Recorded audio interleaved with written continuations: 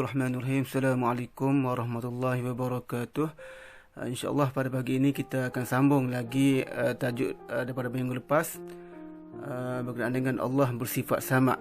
Minggu lepas kita dah belajar berkenaan dengan pengertian nama Allah sama, kemudian dalil, nakli dan akli, dan juga hukum beriman. Baik, hari ini kita akan teruskan dengan tajuk yang seterusnya. Okey. Baik, kamu boleh rujuk buku teks muka surat 72 dan juga 74. Baik, hari ini kita akan tengok berkenaan dengan kesan meyakini Allah bersifat sama. Okey, kesan kita yakin terhadap nama Allah sama ini. Baik, yang pertama sekali, orang yang beriman dan yakin dengan sifat sama Allah ini, dia akan menjaga pertuturan dan bisikan hati dia. Okay, pertuturan kita ni dalam sehari ni manusia beribu patah perkataan yang dituturkan oleh setiap insan. Jadi sebelum bercakap, sebaiknya kita berfikir dahulu. Okay? Kita kena fikir dulu apa yang kita nak cakap. Sekiranya ia tidak dijaga dengan baik, ada kemungkinan ada hati insan lain yang akan terhiris. Sebab itu kita kena fikir dulu bercakap. Baik, pertuturan juga merupakan cerminan peribadi kita. Penampilan zahir boleh dilakonkan, tetapi tidak pada pertuturan seseorang, kerana ia keluar dari lubuk hati yang dalam. Nabi Muhammad SAW juga bersabda, barang siapa yang beriman kepada Allah dan hari akhirat, maka hendaklah berkata baik atau lebih baik diam. Kalau dia tak boleh nak bercakap benda baik, lebih baik dia diam. Begitu juga dengan bisikan hati, kita kena jaga bisikan hati supaya tidak menimbulkan syak wasangka terhadap orang lain. Apa yang lebih baik, kita istighfar dalam diri kita. Hidupkan hati kita dengan istighfar kepada Allah Subhanahu wa taala. Yang kedua, kesan yang kedua, sentiasa berdoa memohon pertolongan Allah Subhanahu wa taala. Orang yang yakin dengan sifat sama Allah, dia yakin, dia dengar, dia tahu Allah ni sedang mendengar apa yang dia mohon. Jadi dia akan sentiasa berdoa kepada Allah Subhanahu wa taala. Berdoa ini amat dianjurkan dalam Islam, hinggakan mereka yang tidak berbuat demikian diumpamakan sombong dengan Allah Subhanahu wa taala. Dengan berdoa walaupun hanya sekecil-kecil perkara, ia sebenarnya menunjukkan betapa tingginya pergantungan kita ni kepada Allah Subhanahu wa taala. Baik, dalam hidup kita, segala ketetapan kita di dunia ini juga boleh berubah dengan doa. Okey, kita panggil qada. Qada muallaq ini boleh berubah dengan doa. Contoh, kita boleh ditimpa penyakit berbahaya, ataupun terbabit dengan kemalangan jalan raya, ataupun dianiaya orang. Namun dengan doa secara istiqamah yang kita panjatkan kepada Allah, dia akan selamatkan kita sebagai ganti yang kita doakan itu. Seandainya berasa doa kita masih belum dimakbulkan, ingatlah Allah sebenarnya mahu berikan sesuatu yang lebih baik pada hari akhirat kelak nanti. Okey, seterusnya, kesan yang ketiga, menjadikan bacaan Al-Quran dan zikir sebagai amalan. Orang yakin dengan sifat sama Allah, dia yakin Allah dengar, dia akan jadikan Al-Quran dan zikir ini sebagai amalan. Baca Quran ni satu perkara yang perlu sentiasa terpahat pada hati dan fikiran setiap Muslim.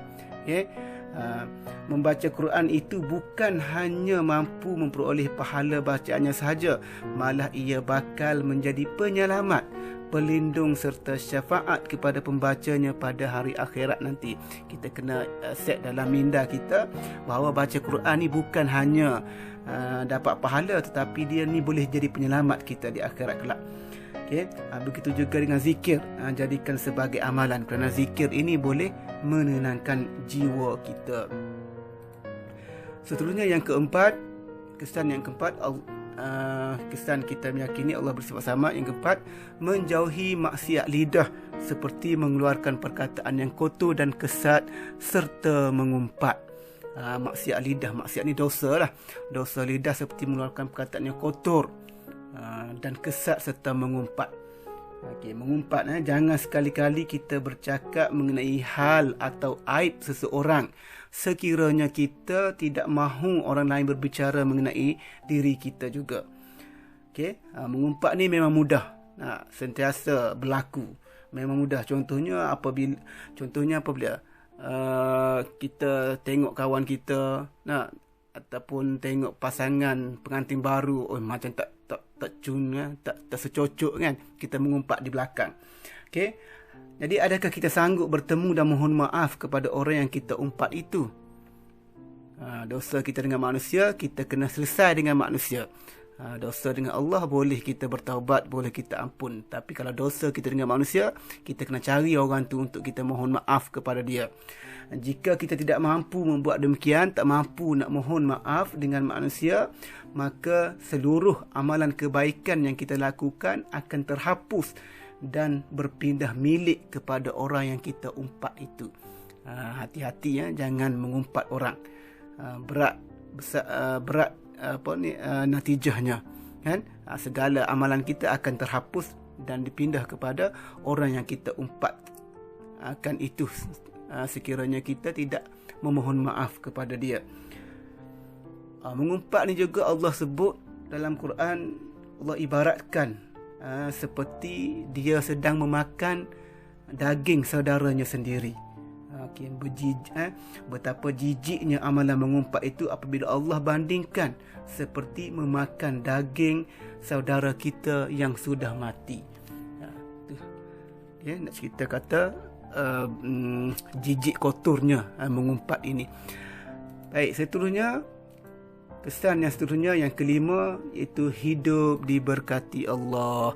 Orang yang yakin sifat sama Allah ini, dia yakin Allah dengar setiap perkataan dia, setiap pertuturan dia, setiap bisikan hati dia, insya-Allah hidupnya akan diberkati. Kerana apa? Kerana bila dia tahu Allah dengar, dengan sendirinya dia akan bercakap benda-benda yang baik. Hati dia pun tak ada syak wasangka kepada orang lain. Apa yang ada dalam bisikan hati dia hanya istighfar, hanya zikir kepada Allah Subhanahu Wa Taala. Hari ini kita akan tengok sedikit kisah teladan zaman Nabi Yunus alaihissalam. Kita baca. Nabi Yunus telah diutuskan Allah untuk berdakwah kepada kaum yang tinggal di Ninawa. Baginda menyuruh mereka agar menyembah Allah dan meninggalkan penyembahan berhala. Seruan Nabi Yunus tidak disenangi dan mereka menolak dakwah baginda. Baginda sangat sedih lalu meninggalkan penduduk Ninawa dan memberikan peringatan kepada mereka bahawa Allah akan memberikan hukuman yang setimpal atas kedegilan dan keangkuhan mereka. Selepas Nabi Yunus alaihissalam meninggalkan mereka, keadaan menjadi gelap gelita dan angin bertiup dengan kencang. Penduduk Ninawa mula menyedari kesilapan mereka menolak dakwah Nabi Yunus. Maka mereka bersegera bertaubat dan memohon ampun atas kederhakaan mereka sambil menangis dan merayu kepada Allah. Allah yang bersifat sama mendengar dan menerima taubat penduduk Ninawa, lalu keadaan menjadi tenang semula. Penduduk Ninawa sangat bersyukur kerana Allah telah memakbulkan doa mereka. Ini cerita Nabi Yunus dan juga kaumnya yang tidak mahu ikut dakwahnya. Kaum Nabi Yunus yang menolak dakwah kemudian tersedar akan dosanya lalu bertaubat kepada Allah. Allah terima. Maknanya Allah dengar doa mereka, walau jahat, walau teruk macam mana sekalipun, bila kita bertaubat dengan sepenuh hati memohon keampunan kepada Allah, insya-Allah Allah akan dengar, Allah akan terima, Allah akan makbulkan doa kita. Baik, jadi habis untuk tajuk Allah bersifat sama ini. Dan akhir sekali ada tugasan seperti mana yang telah saya edarkan kepada kamu.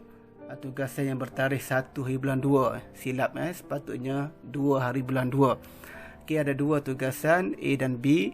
Yang pertama, awak pilih pernyataan yang betul berkenaan dengan kesan meyakini Allah bersifat sama. Pilih saja, ada 5 saja, dan tulis balik di situ. Okey, dan bahagian B, tulis ataupun salah ataupun betul bagi 10 pernyataan berikut. Jadi itu saja untuk hari ini. Sekian. Assalamualaikum warahmatullahi wabarakatuh.